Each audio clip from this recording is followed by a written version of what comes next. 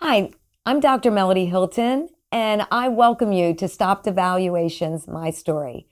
And today I want to interview Kevin Ikeda, and he is a business leader and an amazing influencer impacting the lives of so many people for good.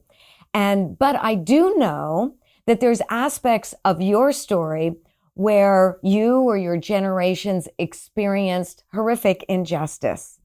And I know that when there's injustice, it causes us to believe that we're not good enough. We battle with our identity and our worth. So I'd love to hear your story, whatever you would like to share.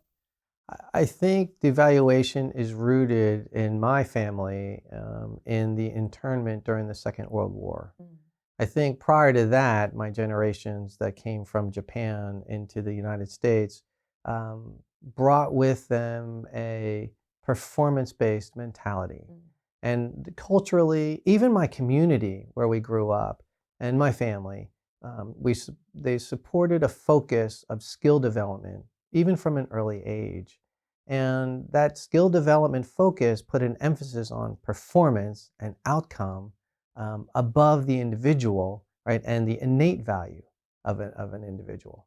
So I started to learn a lot about how pleasurable it was to perform and succeed, and therefore then sought opportunities to excel.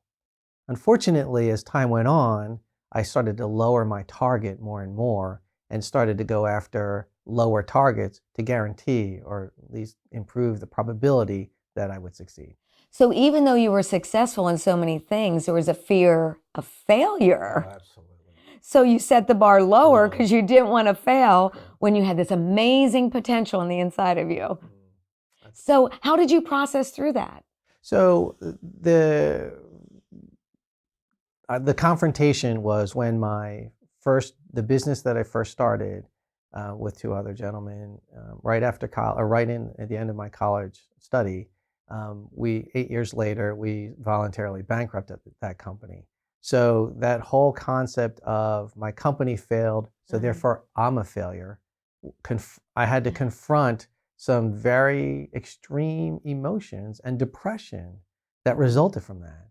So walking through that process, going to professional counseling, confronting a lot of, just upside down mindsets with more rational mindsets helped me to realize that what ended up being, by the world standards, a failure. I told my dad I may have got my master's in electrical engineering, but I got my PhD in business from the University of Hard Knocks. That I now see back at that wasn't a failure. And actually, I don't believe in failure. Failure is quitting. I don't believe in circumstantial outcomes because every circumstance outcome, even though it's a negative outcome at the moment, is an opportunity to learn and grow. And that was the greatest season of my life to learn and grow. I made a lot of mistakes in that era. But we can learn so much from our failures. Absolutely. It's important to know what not to do as well as what to do. So, is there anything that you faced, even generationally, or fruits from things that took place in your generational line, whether your father, your grandparents, your great grandparents, things that shaped the way you believed about yourself?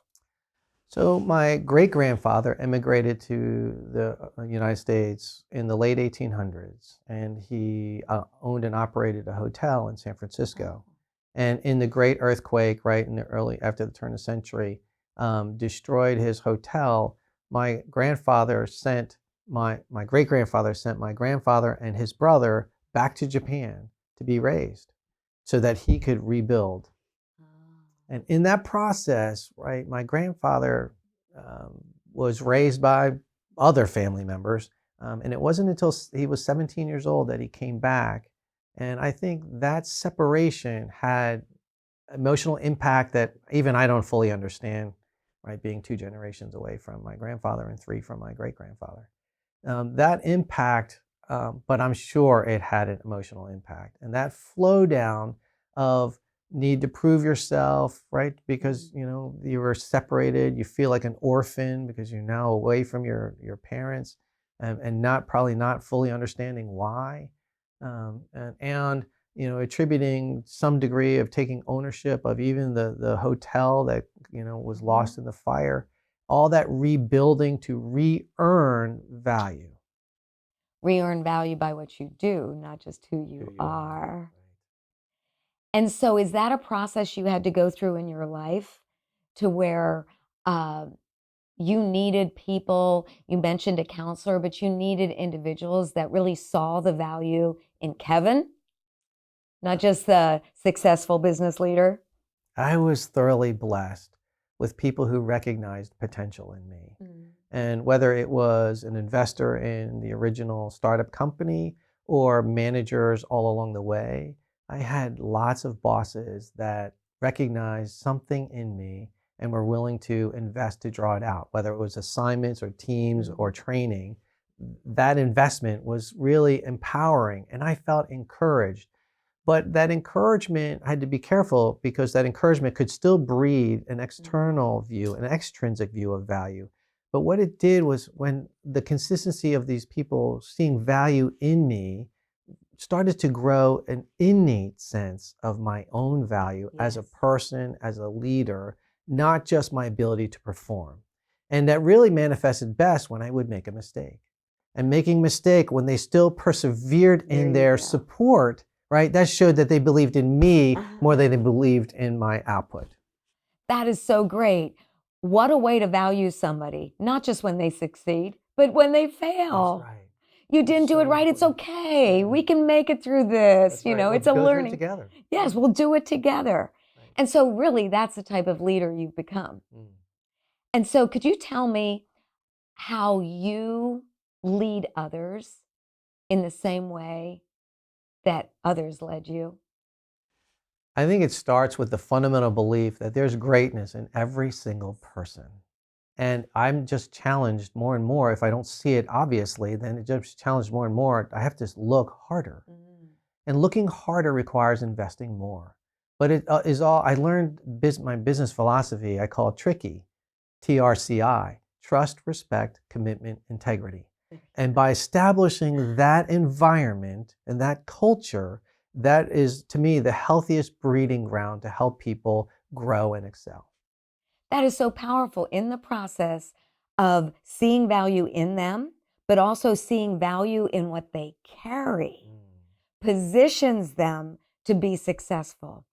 And so I know you, and I know you are a person who shares power. So you're not looking just to have power over someone, but to relegate power to others so that they can begin to walk out success in a very, very validating way, empowering way, and one that is able to reproduce what you've reproduced in them. I think an important piece here is to remember that we can't do this alone, and that all of us is better than one of us.